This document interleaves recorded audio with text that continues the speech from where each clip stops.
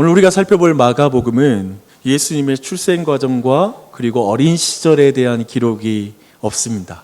그리고 바로 1장을 보면 세례 요한에 대한 말씀, 그에게 세례를 받는 장면과 그리고 광야에서 시험받은 일, 그리고 제자들을 부른 일들, 그리고 나서 또 많은 병자들과 귀신 들린 자들을 고치는 사건, 이런 일들이 매우 속도감 있게 모든 걸 요약해서 전하듯이 이렇게 말씀하고 있습니다. 그리고 나서 1장 마지막 절이 좀 주목할 만해요. 한번 보겠습니다. 예수님이 나병 환자를 이제 고치시고 나서 그에게 아무에게도 말하지 말라고 이렇게 당부하셨습니다. 그런데 45절, 그러나 그 사람이 나가서 이 일을 많이 전파하여 널리 퍼지게 하니, 그러므로 예수께서는 드러나게 동네에 들어가지 못하시고 오직 바깥 한적한 곳에 계셨으나 사방에서 사람들이 그에게로 나아오더라. 즉 예수님에 대한 그 소문은 굉장히 빠르게 유대의 전역으로 전달된 것으로 보입니다. 마가복음은 매우 속도감 있게 그래서 예수님이 온 유대에서 굉장히 유명한 사람이 됐고 많은 사람이 그를 만나기 위해서 찾았다라는 것을 말하고 있습니다. 오늘 본문에서도 우리는 그 증거를 볼 수 있습니다. 수일 후에 예수님께서 공적인 사역을 시작한 곳이며 또 예수님의 집이 있는 가버나움에 들어가십니다. 예수님의 집은 나사렛에 있는 거 아닌가요? 라고 물을지 모르겠는데요. 마태복음 4장 12절과 13절 보면 세례 요한이 옥에 갇힌 그 소식을 듣고 나서 예수님께서는 나사렛에서 가버나움으로 이사했다라고 이렇게 말하고 있습니다. 그래서 예수님께서는 갈릴리 지역을 돌아다니며 사역하다가 다시 가버나움에 돌아가셨더라라는 이 내용이 이제 복음서에 자주 등장하는 기록입니다. 쉽게 말하면 예수님은 가버나움을 본거지로 사역하셨습니다. 가버나움을 중심으로 그 주변에 갈릴리 지역의 사역을 펼치신 것입니다. 이제 예수님께서 본거지인 가버나움에 돌아오셔서 집에 계시다라는 소문을 듣고 나서 많은 사람들이 예수님이 머문 곳으로 몰려들었습니다. 꽤 많은 사람이 몰려들었을 것입니다. 누가복음 보니까요, 이때 몰려든 사람이 갈릴리의 각 마을과 유대와 예루살렘에서 바리새인과 율법 교사들도 찾아왔다, 이렇게 말하고 있습니다. 그렇죠? 소문이 전역에 퍼졌을 뿐만 아니라 예수님 만나려고 굉장히 먼 지역에서까지 사람들이 찾아온 것입니다. 많은 사람이 몰려왔기에 집안은 말할 것도 없고 이제 문 앞까지, 그 문 너머까지 사람들이 굉장히 많이 몰려들어서 이제 운신할 공간조차도 없을 정도로 많은 사람이 몰려들었습니다.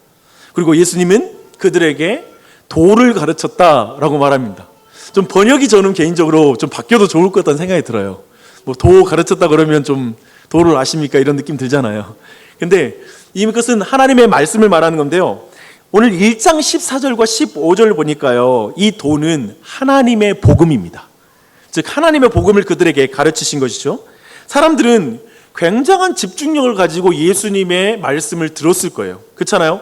저 멀리 그 유대에서 그리고 예루살렘에서 유력한 사람들까지 왔으니까 사람들 모두 더욱더 집중력을 갖잖아요.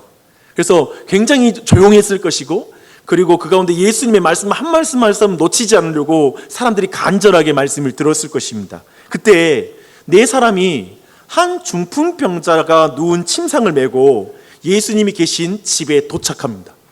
근데 그들이 어디에서부터 이 침상을 메고 왔는지에 대해서는 말하고 있지 않습니다. 다만 우리는 짐작하죠. 근데 간단하게 어떤 사람이 축 늘어져서 힘이 없는 사람을 그냥 아이들을 안고 있는 것도 성인들에게는 무겁게 느껴지잖아요. 그래서 아이들에게 힘을 주라고 말하잖아요. 제가 어렸을 때 제가 어머니 등에 안기는 걸 너무 좋아해서 어머니 일하고 나서 집으로 돌아올 때 너무 피곤한데 지금 생각해보면 그때 항상 제가 엄마 저 업어줘요 그걸 말했어요. 되게 불효한 것 같아요. 근데 안고 나서 꼭 잠이 오는 거예요. 근데 잠 오면 엄마가 엉덩이를 툭 치면서 일어나 그렇게 말씀하셨던 게 기억이 나요. 왜냐하면 잠을 자면 굉장히 무거워지기 때문에 그랬을 거예요. 쉽게 말하면 지금 이 중풍병자는 온몸이 사지가 마비되어 있기 때문에 굉장히 모두 힘이 들어가지 않고 축 늘어진 상태이기 때문에 굉장히 무겁습니다.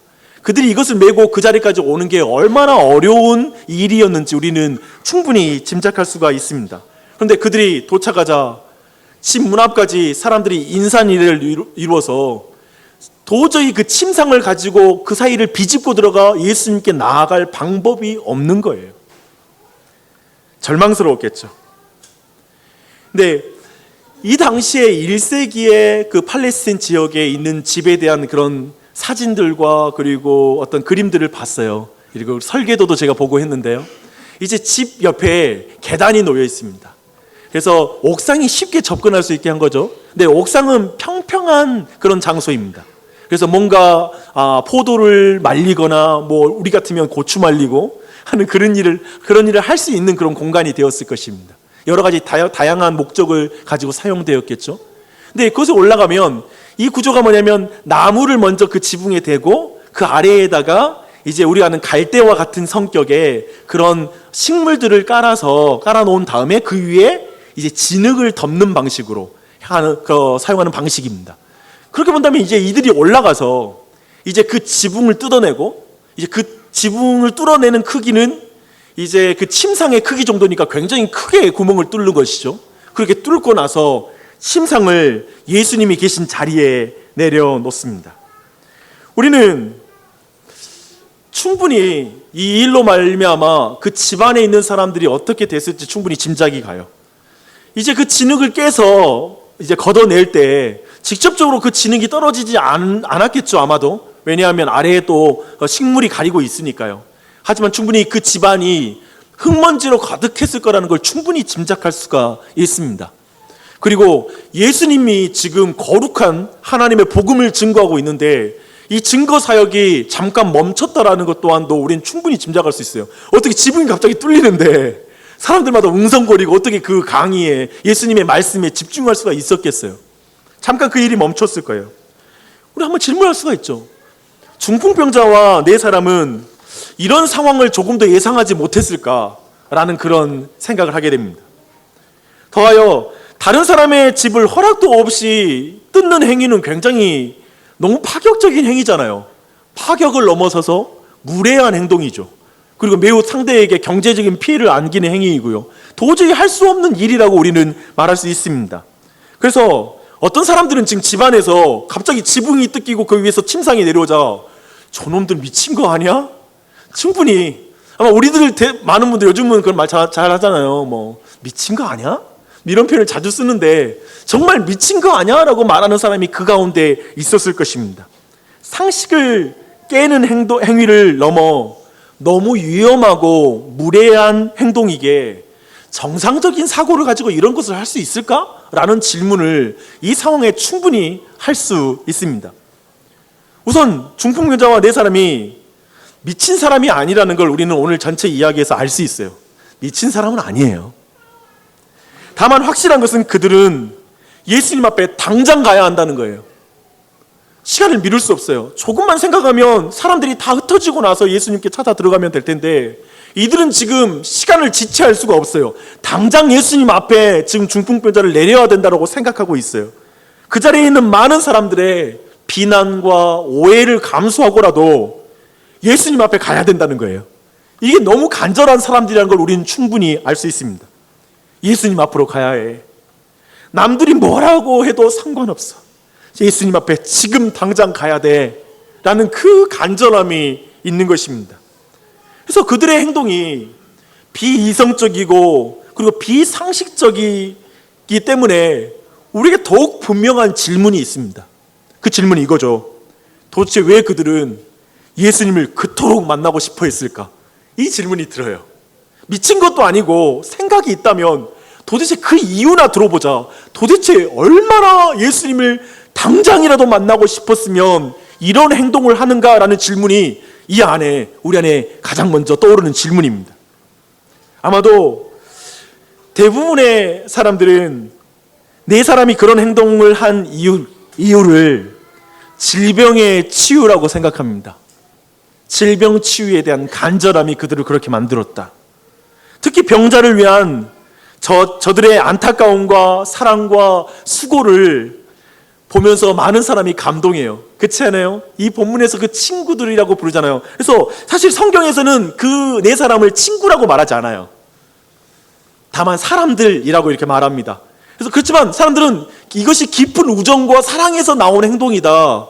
어떻게 그 침상을 메고 멀리에서부터 거기까지 오고 또 그 사람들이 많자 지붕을 뜯으면서까지 예수님을 내렸을까? 이건 그들의 희생과 수고와 사랑, 그 우정을 말하는 거야 라고 생각하면서 친구라고 말하기도 합니다.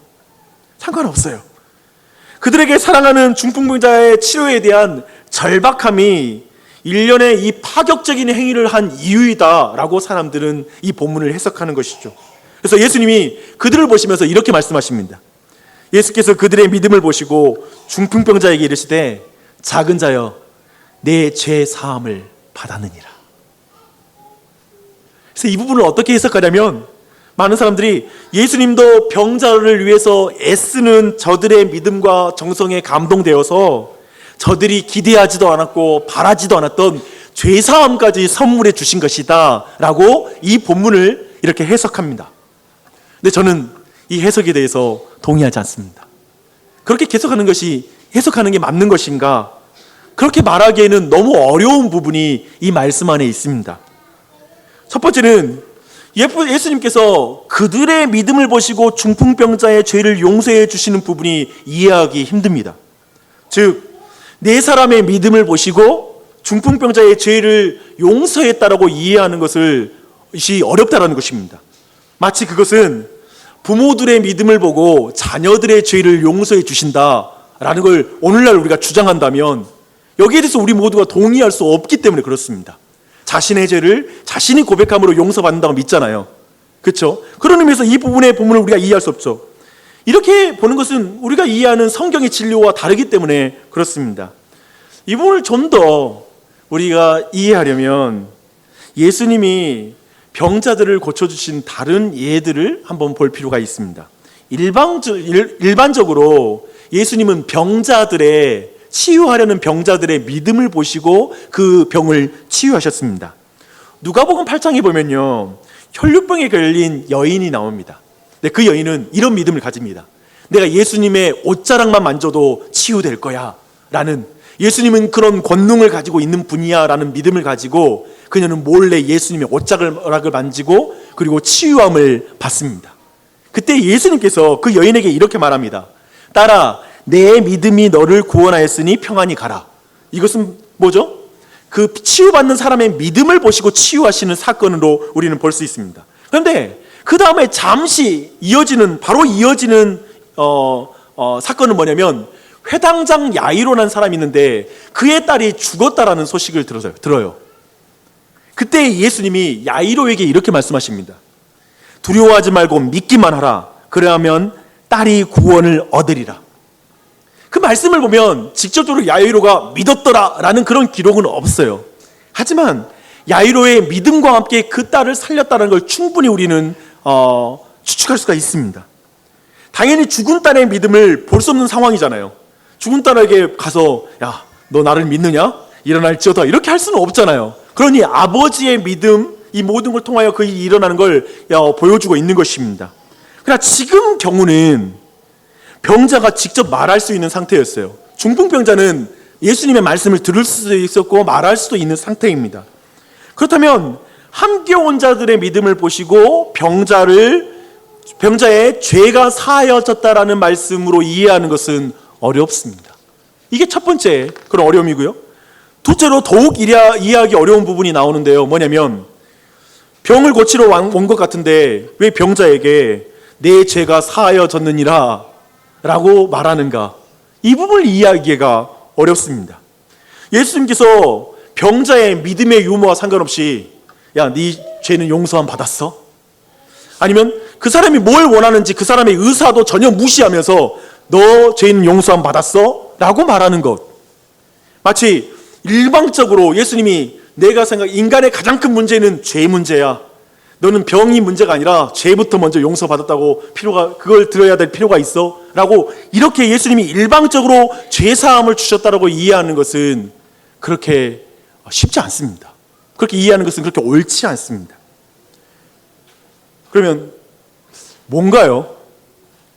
우리는 지금 복잡하게 생각하지 말고 예수님의 말씀에서 답을 찾아야 됩니다. 예수님 이렇게 말씀하십니다. 그들의 믿음을 보시고 중풍병자에게 이르시되 작은 자야 내 죄 사함을 받았느니라. 그들의 믿음을 보시고 중풍병자에게 이르시되 작은 자야 내 죄 사함을 받았느니라. 그들의 믿음을 보시고 중풍병자에게 이르시되 작은 자야 내 죄 사함을 받았느니라. 우리는 어떤 고정관념을 가지고 뭔가를 보면 도저히 이해할 수 없을 때가 있잖아요. 오늘 이 본문이 그렇습니다. 그들의 믿음에서요, 그들의 중풍병자도 포함되는 것으로 읽으면 어떻게 될까요? 그들의 믿음을 보시고 중풍병자에게 이르시되 작은 자야 내 죄의 사함을 받았니라. 굉장히 다르게 보이죠? 자세하게 언급되었지 않았더라도 중풍병자와 네 사람은 동일한 믿음을 가진 것으로 보는 것이 자연스럽습니다. 왜냐하면 네 사람이 중풍병자를 들것에 메고 출발할 때 중풍병자가 믿음이 없어가지고 반대했다고 생각해봐요. 아니 예수께 가서 무슨 소용이야, 제발 이러지 마, 난 가기 싫어, 이렇게 말했다고 생각해봐요. 이런 게 상상이 되나요? 상상할 수가 없어요. 더욱이 지붕에 올라갈 때 이렇게까지 할 필요가 있어? 도대체 제발 이렇게 하지 마. 많은 사람들 앞에서 나에게 창피를 주려고 그래? 나에게 무리한 사람으로 만들려고 그래? 그렇지 않아도 병든 자에게 사람들이 죄 지은 자라고 이렇게 손가락질 하는데 나에게 그렇게 무리한 죄까지 짓게 하지 마. 그만둬. 예수가 어떻게 내 질병을 고칠 수 있단 말이야, 이 중풍병을. 뭐 이렇게 말했다면 거기 올라가는데 얼마나 시끄러웠겠어요. 올라가는 게 불가능했을 것입니다. 저는 이렇게 말했을 거라고 상상하지 않습니다. 중풍병자에게 이렇게 믿음이 있었다라는 것은 우리는 그 간접적인 증거도 오늘 말씀 안에 있습니다.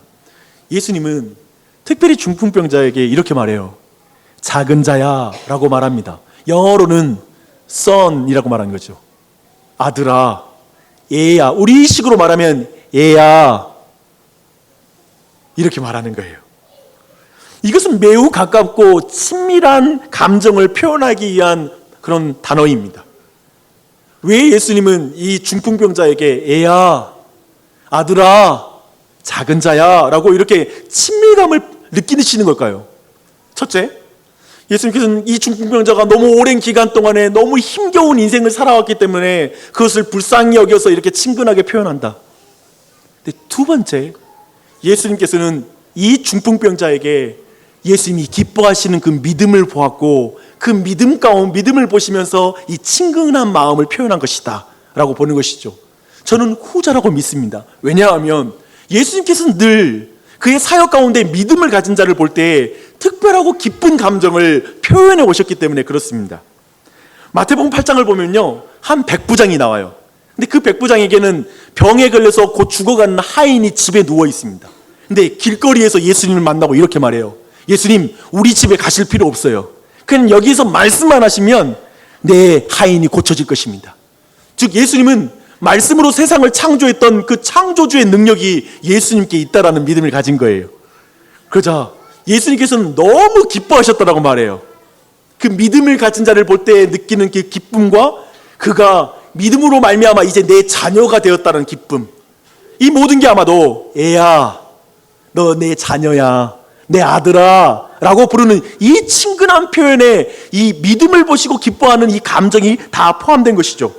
예수님은 백부장에게 이렇게 말씀하세요. 내 믿음대로 될지어다. 할렐루야.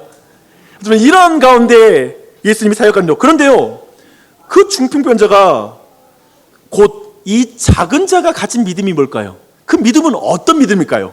뭐 예를 들면 고쳐질 걸 믿습니다, 뭐 이런 식의 자기의 병이 고쳐질 거라는 믿음일까? 그 믿음의 내용을 우리 좀 더 살펴볼 필요가 있습니다. 우리는 예수님이 중풍병자에게 죄사함의 권세가 있다는 것을 알려주시기 위해서 일방적으로 병자의 믿음과 그리고 그의 의사와 상관없이 죄사함을 선언했다라는 걸 선언했다고 볼 수 없다라는 걸 아까 우리가 살펴봤습니다. 그것은 예수님의 일반적인 가르침과 맞지 않죠. 그렇다면 네 사람의 믿음까지 말하지 않더라도 최소한 병자 자신의 믿음은 단순히 예수님께서 자신의 중풍병만을 고치실 뿐이 아니라 그분은 그 이상의 분이라는 걸 느꼈을 거예요. 그것에 대한 믿음인 거예요. 그렇게 볼 때 예수님께서 병 고치러 온 사람한테 내 죄사함을 얻었느냐라고 말씀하실 수가 없는 거죠. 분명히 예수님은 그 병자에게 죄사함의 용서, 죄사함의 은혜를 받을 만한 그 믿음이 있다는 걸 보시고 죄사함의 은혜를 주셨다라고 이해하는 것이 타당할 것입니다. 중풍병자는 그렇다면 어떻게 그런 믿음을 가질 수 있었을까요? 아니, 이 중풍병자는 어떻게 예수님에 대한 그 깊은 믿음을 소유할 수 있을까요? 그 또한도 예수님에 대한 소문을 들었을 것입니다. 예수님에 대한 소문을 듣고 믿음을 가진 사람들, 그래서 예수님께 칭찬받는 사람이 복음서에는 많이 기록되어 있습니다. 그 소문은 예수님이 무슨 병이든지 고쳐주신다라는 소식을 들었을 것이고요, 심지어 귀신 들린 자를 고치시는 그 소식도 들었을 것입니다. 그는 분명 예수님에게 그 영적인 권세가 있다는 걸 느꼈을 거예요. 또한 예수님께서 병만 고치신 것이 아니었어요. 그가 들었던 소식은 예수님께서 천국 복음을 전하고 계시다는 걸 들었어요.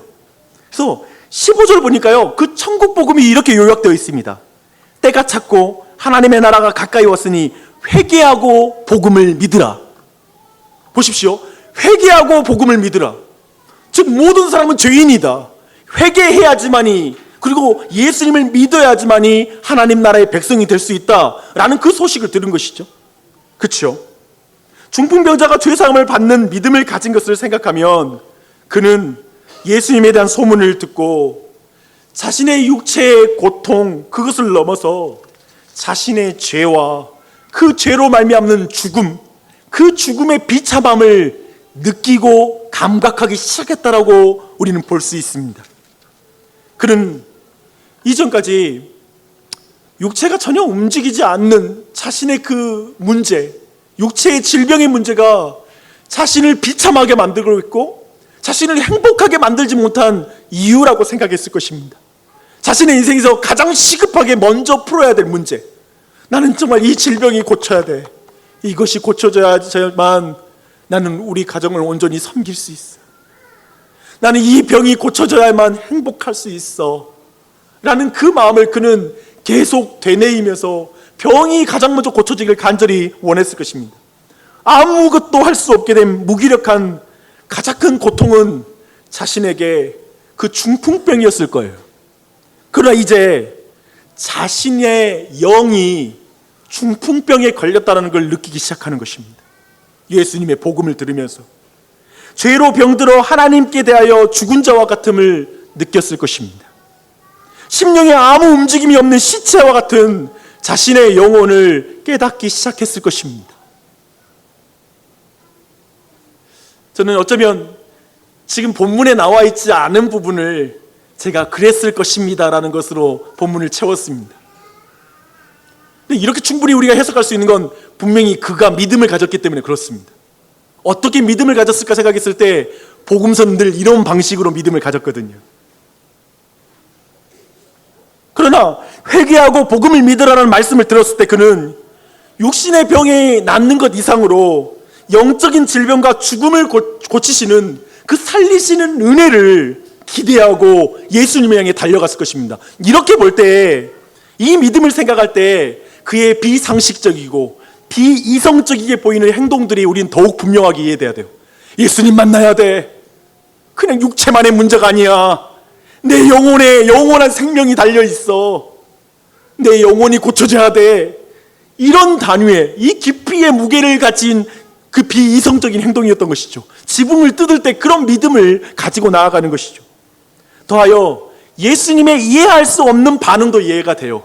병 고치러 온 사람한테 네가 믿음이 있는데 내가 죄사함을 받을 것이다 라고 왜 말해요? 이 모든 것 안에서 이해할 수 있을 것입니다. 마태복음을 보니까요, 예수님께서 중풍병자에게 이렇게 말씀하세요. 애야, 안심하라. 안심하라 라는 이 말은 뭐냐면요, 힘을 내라, 용기를 가져라, 믿음을 잃지 말라 라는 격려의 말씀이에요. 이것이 그 중풍병자에게 어떤 마음을 갖게 했을까요? 이 말씀 들었을 때 어땠을까요? 예수님은 육신의 불행으로 인한 낙심과 절망만 아니라 근본적인 불행, 죄의 비참과 그 불행을 깨닫고 두려움과 낙심 가운데 살아왔던 그 중풍병자에게 애야 안심해라 라고 말씀하시는 것입니다. 애야 안심하라, 내 죄 사함을 받았느니라. 다른 사람은 뭔 말인지 몰라서 다 벙찌는 상황에서 그 사람만은, 저 중풍병자만은 이 말씀이 무슨 말씀인지를 이해하고 있었겠죠. 누가복음을 보니까 그가 누웠던 침상을 가지고 하나님께 영광 돌리며 자기 집에 돌아갔다고 말합니다. 이때 그가 찬양한 건 뭘까요? 내 병 고쳐졌네, 내 병 고쳐졌네, 뭐 이렇게 하고 돌아갔을까요? 그것을 넘어섰을 거예요. 그는 예수님의 죄사함의 권세, 그걸 찬양하며 예수님으로 말미암아 내 죄가 고쳐졌네, 용서함 받았네, 죄 용서의 은혜를 찬양하며 그는 집으로 돌아갔을 것입니다. 그런데 이 현장에 예수님께서 죄를 사하는 권세를 드러내는 그 상황에 이 모든 것을 다르게 보는 사람들이 있어요.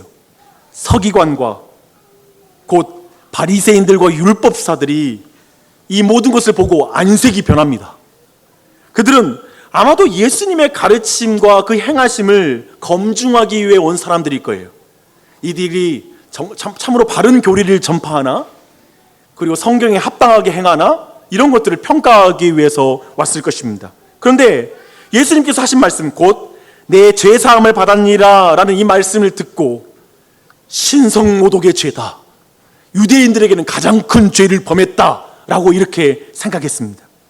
왜냐하면 하나님 외에 죄인들의 죄를 용서할 수 있는 인간, 그런 권세를 가진 자는 없거든요.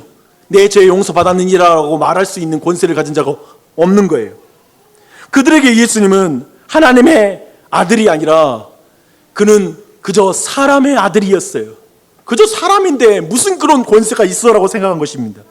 예수님은 그들 앞에서 참으로 신성모독의 죄를 범한 것입니다.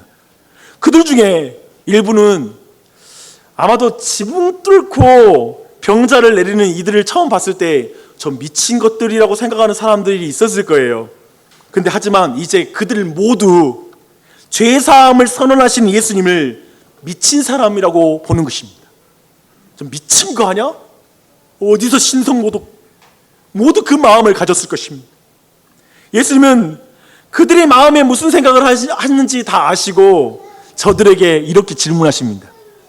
중풍병자에게 죄 사함 받았느니라 하는 말과 일어나 내 상을 가지고 걸어가라 하는 말 중에 어느 것이 쉽겠느냐? 뭐가 쉽습니까? 육신의 병을 고쳐 건강하게 하는 일과 영혼의 병을 고쳐서 구원을 얻는 일 중에 무엇이 더 쉽습니까? 물론 중풍병을 고치는 일은 사람에게는 불가능한 일이죠. 그렇죠? 이건 도저히 할 수 없는 일 맞아요. 그런데 유대인들에게 있어서 영혼의 질병, 곧 죄를 사하는 일은 애초에 사람의 일이 아니에요. 병을 고치는 것은 누군가 신비한 능력이 있다고 시도할 일은 되겠지만 죄를 용서하노라 라고 시도할 일은 사람이 할 수 없는 일이에요. 죄사함은 하나님의 일이므로 바리새인만이 아니라 유대인들의 어린 아이들까지도 이 질문 받으면 뭐가 더 어려운 일인지 알아요. 죄 사하는 일이 더 어려워요. 당연한 질문을 예수님께서 하신 거예요.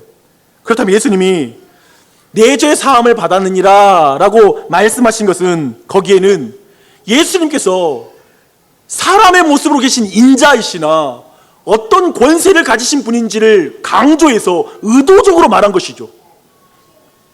특히 바리새인과 율법사들을 목전에서 째려보면서 예수님이 틀린 것 없나라고 이렇게 날카롭게 보는 자들 앞에서 죄를 사하는 그 일을 선포하신 거예요. 그러므로 예수님은 죄 사함을 선언하고 계신 것입니다. 인자가 땅에서 죄를 사하는 권세가 있는 줄을 너희로 알게 하려 함이니라 라고 말씀하십니다. 인자가 땅에서 죄를 사하는 권세가 있는 줄을 너희로 알게 하려 함이라. 참으로 예수님은 사람의 몸을 입으신 인자이십니다. 그러나 예수님은 죄인의 죄를 사하는 권세를 가지신 메시아이십니다. 왕이십니다.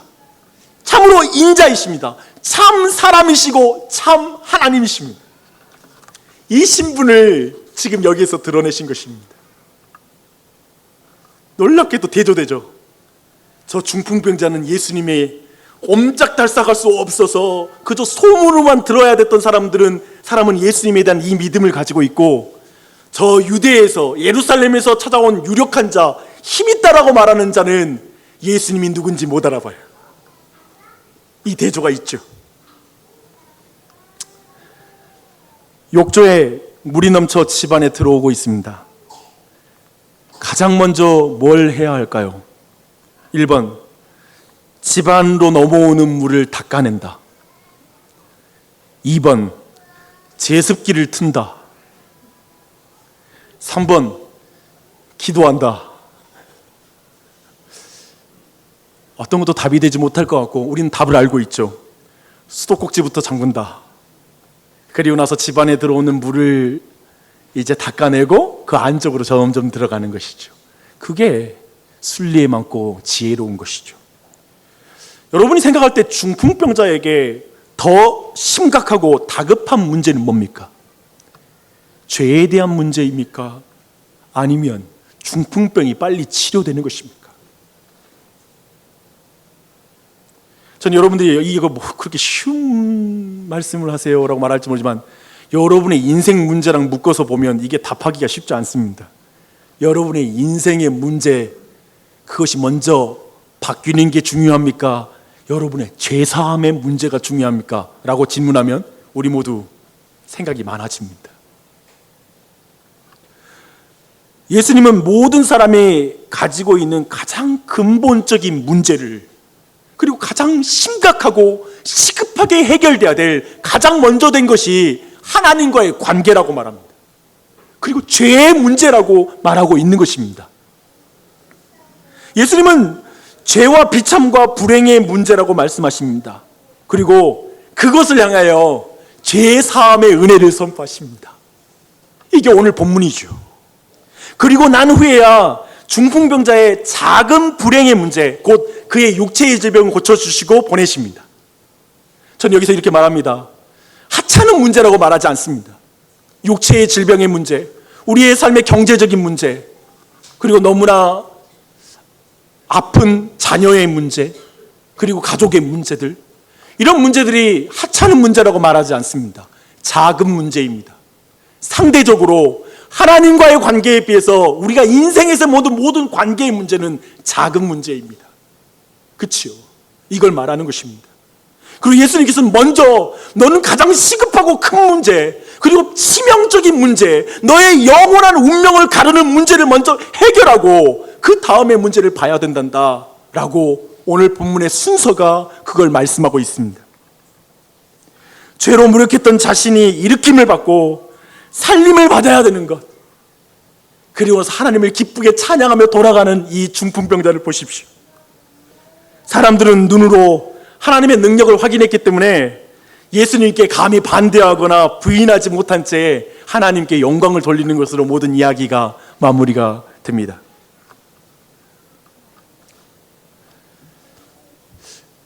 우리 잠시 다니엘 7장 13절로 14절 말씀을 함께 보겠습니다. 우리 설교 노트에 있습니다.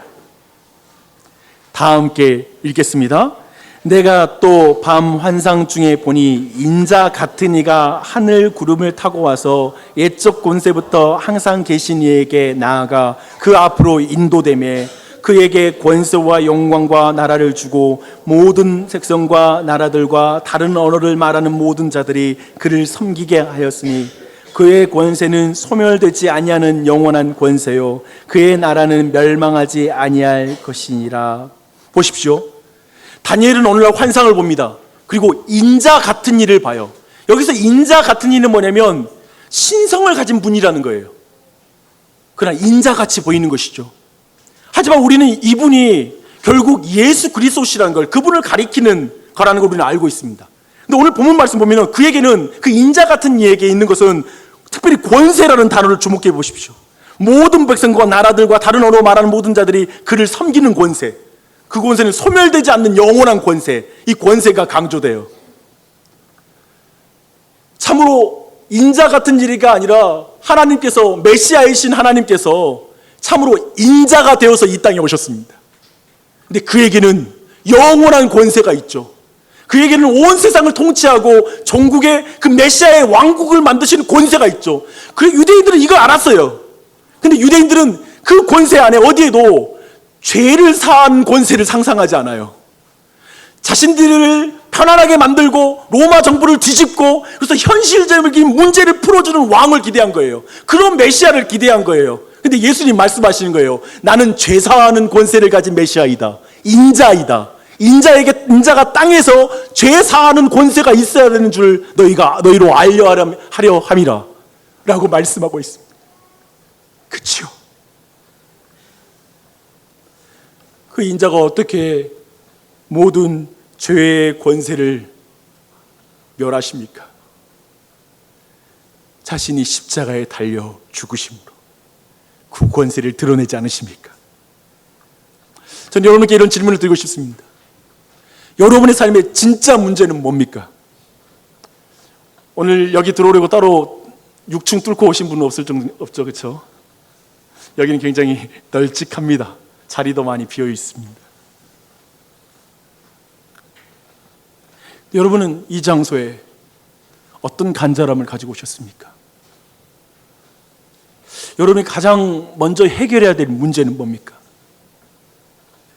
여러분에겐 굶주림은 없을 것입니다.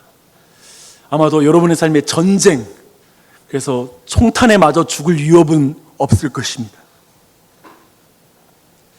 아마도 어떤 분들은 경제적인 문제가 늘 내 삶을 발목을 잡고 그것이 늘 마음에 어려움이 있는 분 계실 것입니다. 또한 이 자리에 관계가 깨어져서 편안함이 없는 사람, 정말 내 삶에 안정감이 없어서 늘 불안한 사람, 그리고 뭔가 성공에 대한 갈망을 가진 사람이 이 자리에 있을 수 있습니다. 난 이것만 있으면 행복할 것 같아. 내게 중풍병은 날 늘 이 상황만 되면 나를 무력하게 만드는 이거, 아무것도 나를 못하게 만드는 이 문제, 늘 쉽게 나를 절망의 나락으로 빠뜨리는 이 문제, 이것을 예수님이 해결해 주면 좋을 텐데, 이거. 그럼 모두에게 오늘 말씀은 늘 실망스러워요. 예수님은 늘 실망스럽고 기독교의 대답은 너무 실망스러워요. 기독교는 이렇게 말해요. 당신의 죄사함의 문제가 먼저예요. 죄사함의 문제를 풀어야 돼요. 교회에 와서 가장 먼저 당신이 용서받는 은혜가 가장 필요해요. 하나님과의 관계를 회복하는 게 가장 먼저예요. 늘 심지어 교회 안에 오래 머문 사람들에게도 이 기독교의 대답, 성경의 대답, 오늘 본문에서 예수님이 하시는 행위, 이건 늘 답이 안 돼요. 불만족스러워요. 아니, 예수님이 십자가를 지면서까지 날 사랑해서 자신의 생명까지 주면서도 왜 돈을 안 줘? 왜 예수님이 우리 가정 확 못 바꿔? 왜 이거 못 바꾸면서 좀 십자가에 달려 죽으셨다는 말하면 큰 거 주고 작은 거 안 주는 기분? 신앙생활 할 때 늘 느끼는 느낌입니다.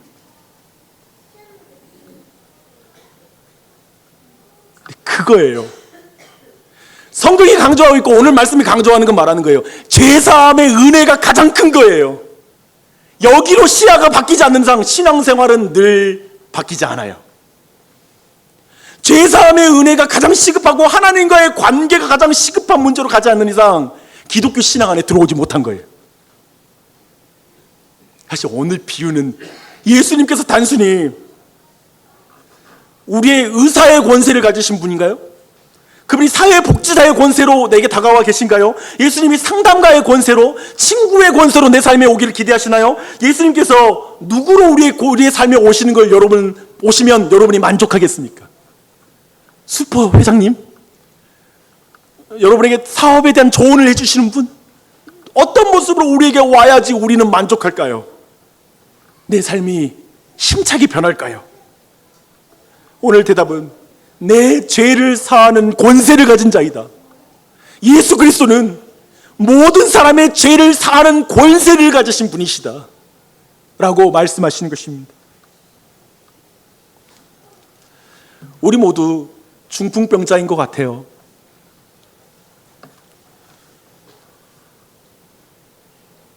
뭔가 무력하게 도저히 하나님께 나아가지 못한 부분이 있을 거예요. 근데 제가 볼 때 바리새인이 진짜 영적인 중풍병자예요.